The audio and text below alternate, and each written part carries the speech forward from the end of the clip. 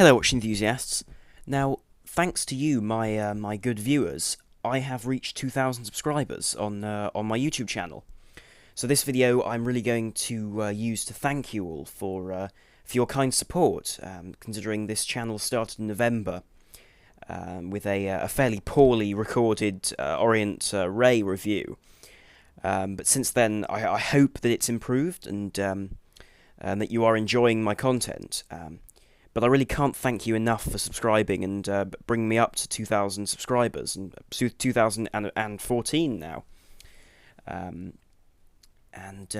I can't believe it. I cannot believe that I've reached this milestone. But of course, as I've said, it's all thanks to you, my splendid viewers who've sent me questions and collection reviews and so on, and given me kind support in the comments section. I really am grateful for your help and your kind contribution to this channel. Now, I intend to improve the channel. I intend to get a new microphone soon to try and improve the sound quality, but I'm not sure when I'll be getting it. So lots of things will be changing on the channel. I hope to be able to improve my video quality as well. But in this review today, after thanking you all, I'm going to do a collection review. And announce a sale of mine. Okay, so first of all I'd like to announce a sale of mine, which is I'm selling this Autodromo, which I've had for a while now, but it hasn't been worn in 8 months, and I'm considering purchasing other watches, so I've thought that I should really sell out of my collection. The shame is that I love this watch, but I just feel it doesn't suit me very much anymore. It just doesn't suit my the way I dress at the moment. I dress in a fairly classic way with a jacket and so on, and this watch is very modern, very crisp in its design, and simply doesn't fit with my aesthetic. But equally, I'm trying to fund various watches to buy in future, and I'm trying to reduce the size of my collection. So this was the watch that I was going to sell.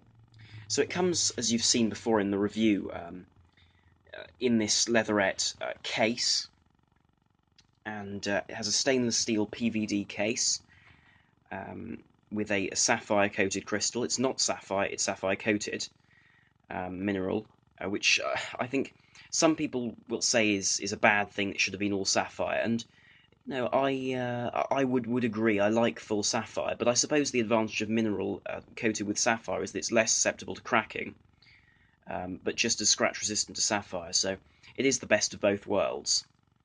Now, the watch comes in obviously this case with that sort of Ferrari red lining, and it obviously is designed to look like a speedometer from the 1960s, which does look gorgeous, I have to say, and I love the way that the printing on the dial is slightly three-dimensional. It's very difficult to show you with the camera, but it has a slightly three-dimensional effect to it.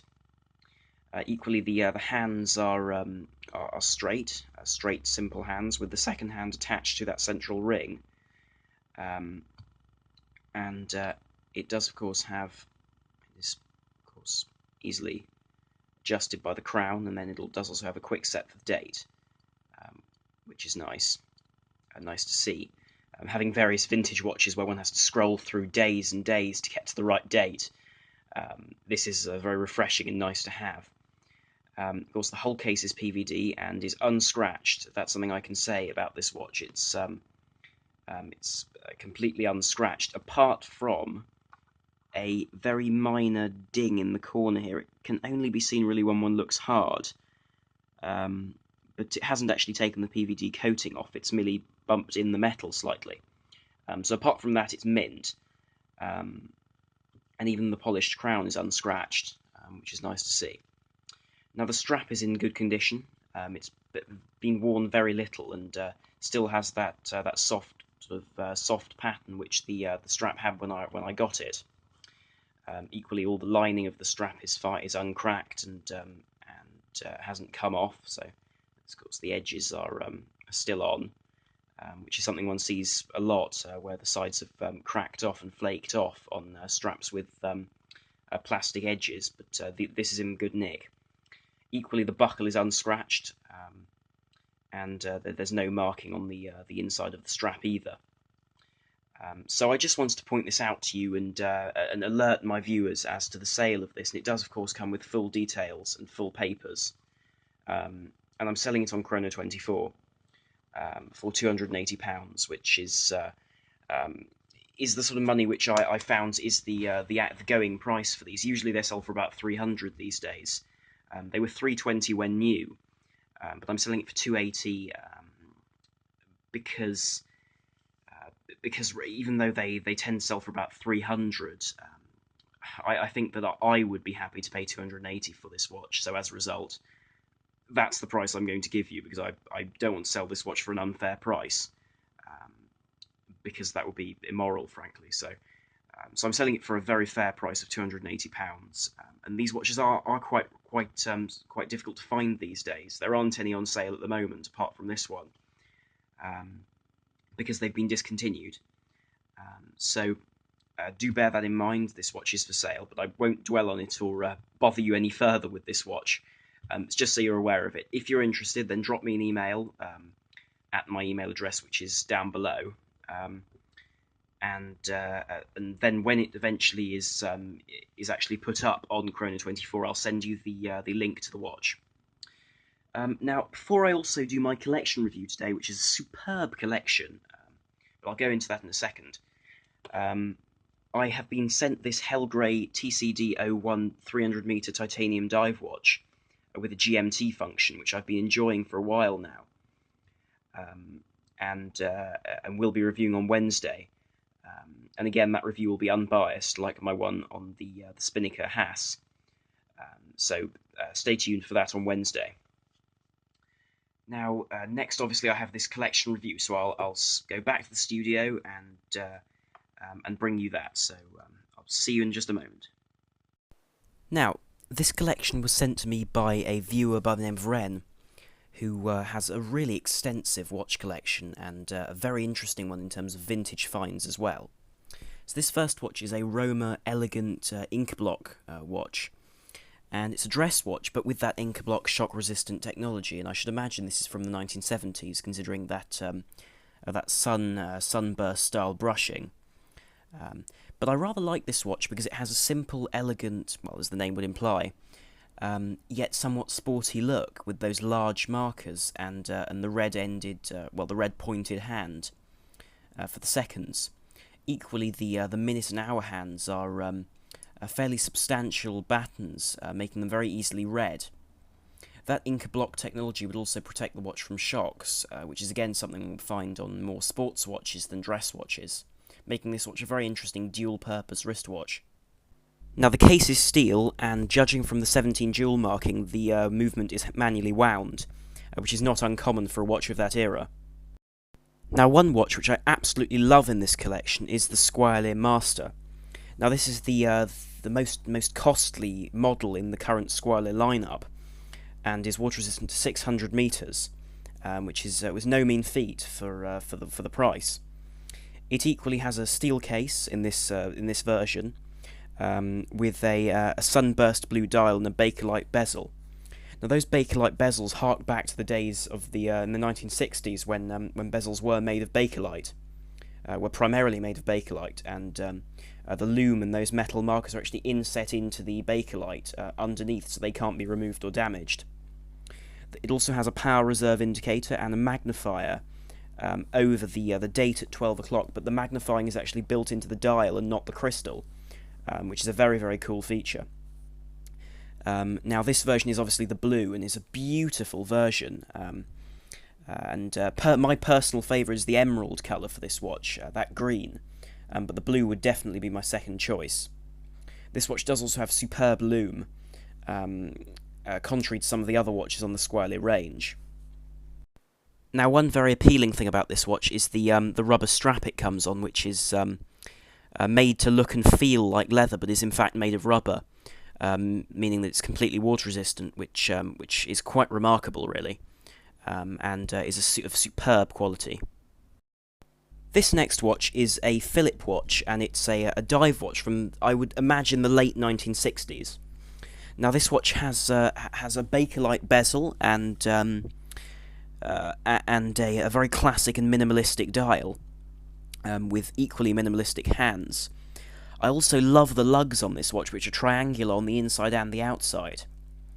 Now this watch is incredibly water resistant to 1,000 meters. It's the Caribbean 1000, so that's 3,300 feet, which is a really incredible feat of engineering for the time.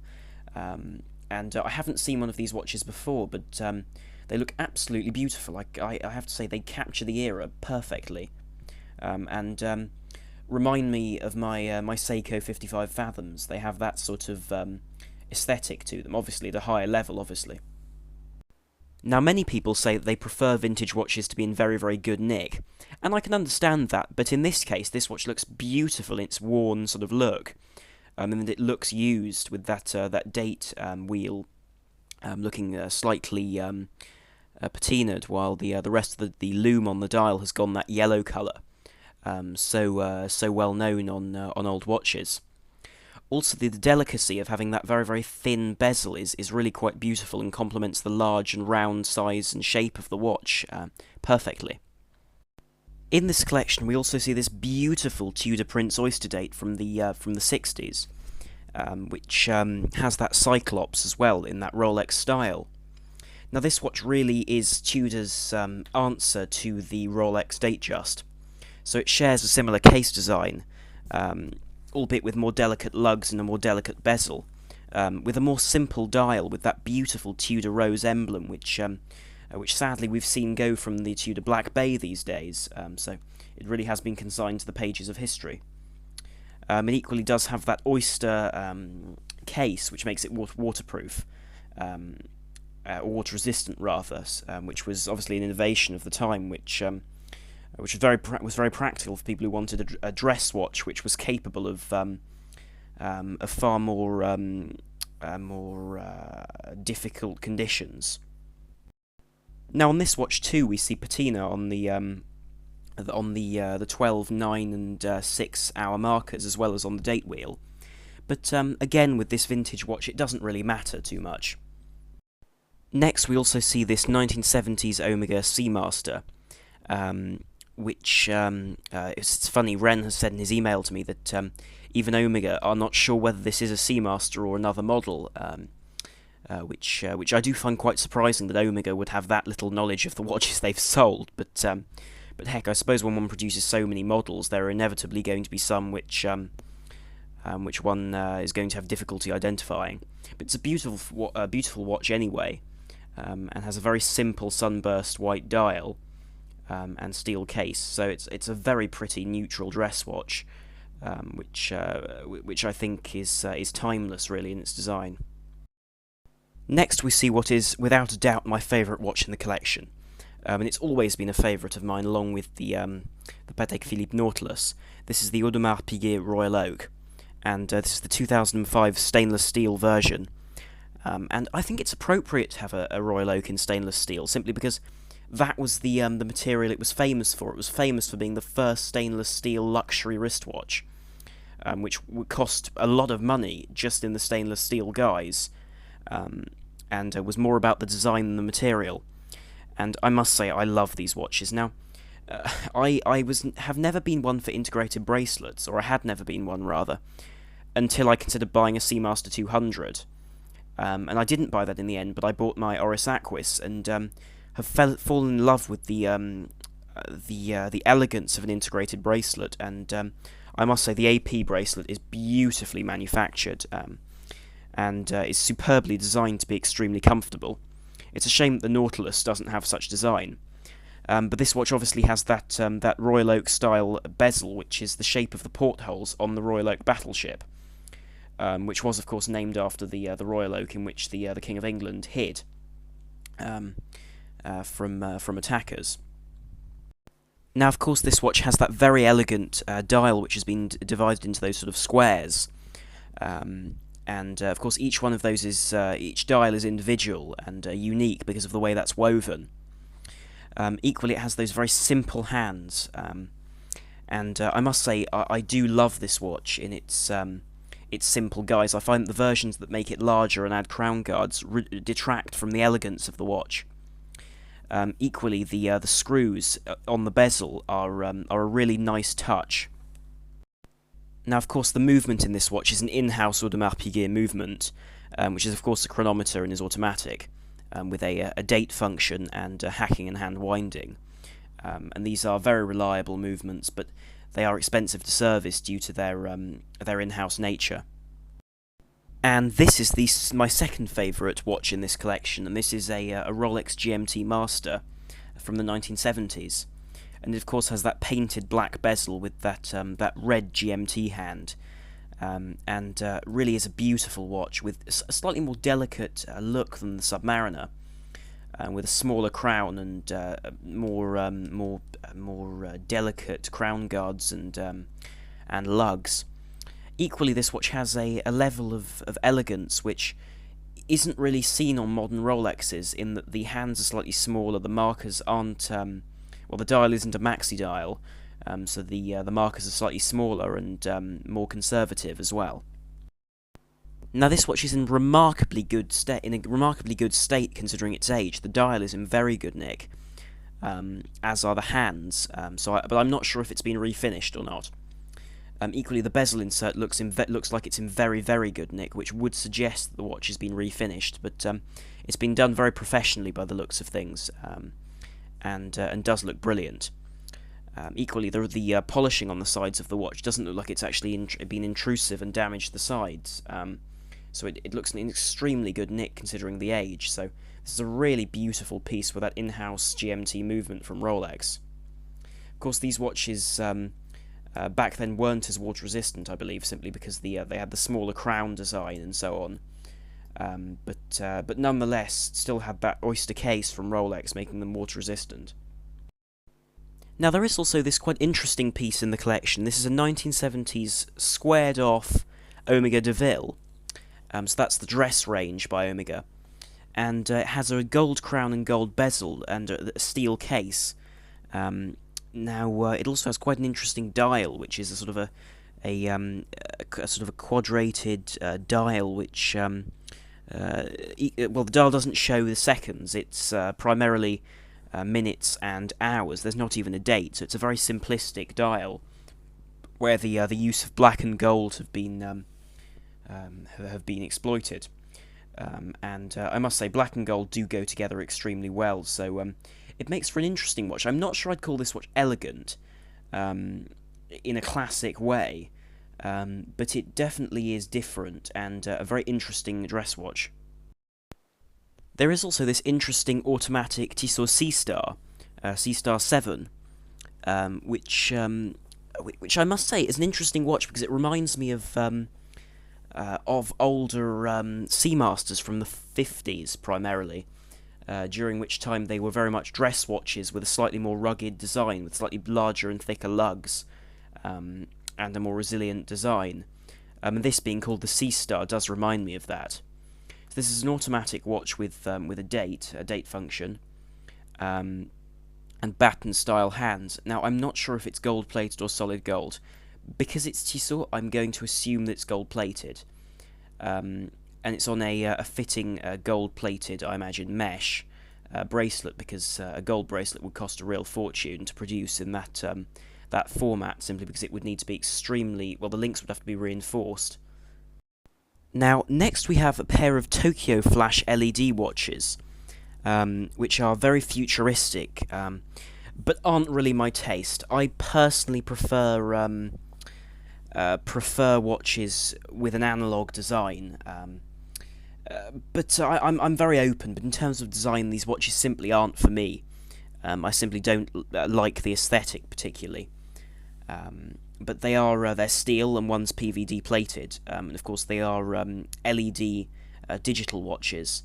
So they indicate the time via LEDs on the two displays. I equally have similar thoughts about this Clock 2 design watch, which has an equally very bizarre display, and I don't particularly like it. I don't find it particularly elegant, but I mean, each to their own. If someone enjoys a watch, at the end of the day, who am I to criticise them? Now, returning to watches with an analogue design, there is this Glycine Airman in PVD with a full lume dial, and this is a beautiful watch. I have to say, I love the look of this watch. Now, I'm usually not someone who likes full lume dials, but this, with its simple but elegant design, and that classic way of showing the 24 hours, and the 2 extra time, well, the 3 time zones this watch can show. This watch does it extremely elegantly. Now, of course, the whole watch is PVD coated, and has that typical second crown for holding the bezel in place. And I think it looks superb on that black NATO which it's on. I also love the touches of red on the dial, which give the whole watch a slightly different look and make it less monochromatic. Now, these watches feature ETA-based chronograph, GMT movements even, and I must say they're reliable and easily serviced, which, when I am looking for a watch, is really a priority. So really a fantastic watch altogether. Now, nighttime legibility is fantastic, courtesy of that full lume dial. And oddly enough, I think it's actually much easier to read a watch at night with full lume rather than just loomed hands and pips on the dial, because it gives one a much easier legibility, really.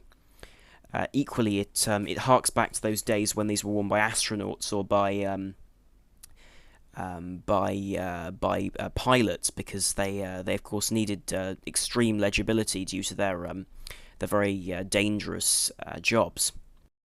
Now, one quirk of having a full lume dial is you can actually use it for reading. In the night, if you lume these up, you can actually point them at a book and read with them, which is quite remarkable, really.